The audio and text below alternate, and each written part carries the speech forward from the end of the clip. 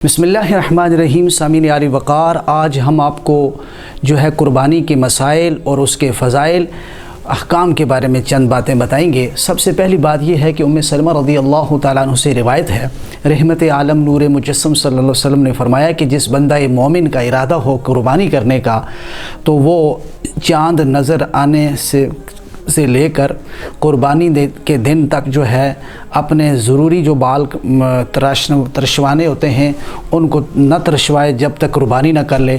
तो इसके बारे में इमाम नववी फरमाते हैं कि इसमें हिकमत ये है, जो शख्स जो है अपनी हजामत वगैरह और गैर ज़रूरी बालों को नहीं काटेगा तो उसको ये फ़जीलत मिलेगी कि चूँकि इंसान का जिस्म का बाल गुनाहगार है, जब वो कुर्बानी करता है तो अल्लाह ताला खून का एक कतरा जब ज़मीन पर गिरता है उससे पहले उसके सारे गुनाह माफ़ हो जाते हैं। कबीरा गुनाहों को छोड़कर सगीरा और कबीरा गुनाहों से तौबा शर्त है।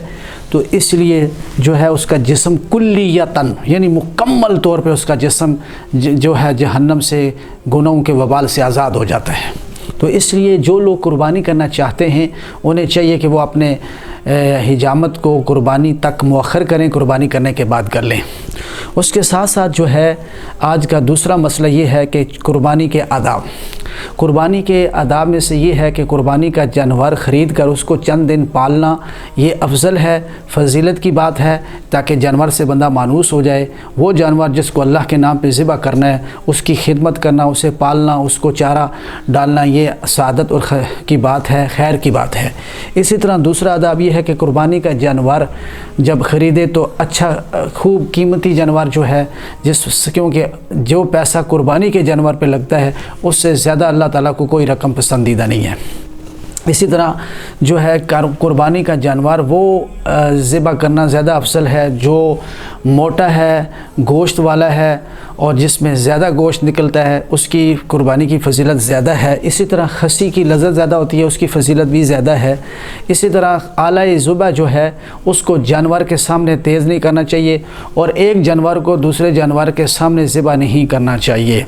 इसी तरह जब तक रूह ना निकल जाए उस वक़्त तक चमड़ा नहीं उतारना चाहिए।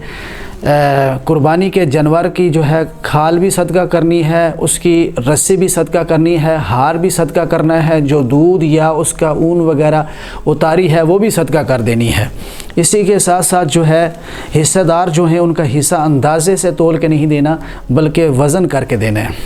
इसी तरह अगर किसी शख्स की वालदा ने या वालिद ने वसीयत की थी कि मेरी तरफ़ से कुर्बानी करना, उसका सारा गोश्त जो है तकसीम करना ज़रूरी है। हाँ, अगर उन्होंने इजाज़त नहीं दी, ख़ुद अपनी तरफ़ से कर रहा है तो फिर वही हुक्म है जो बाकी कुर्बानियों का है। पहले दिन कुर्बानी करना अफजल है दूसरे दिन के मुकाबले में, और खसी की कुर्बानी गैर खसी के जो है कुर्बानी से अफजल है क्योंकि इसका गोश्त ज़्यादा लजीज होता है।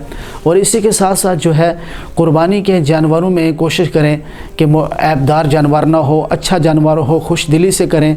और कुर्बानी के आदाब में से एक ये भी है कि कुर्बानी करते वक्त ख़ुद भी पास मौजूद हों, क्योंकि हुज़ूर सल्लल्लाहु अलैहि वसल्लम ने अपनी प्यारी बेटी को हाज़िर होने का हुक्म दिया था। उसका मौजूद होने से आपको ज़्यादा जो है अल्लाह ताला की कुर्बत का एहसास होगा। देखते रहिए SS TV। व मा तौफ़ीक़ी इल्ला बिल्लाह।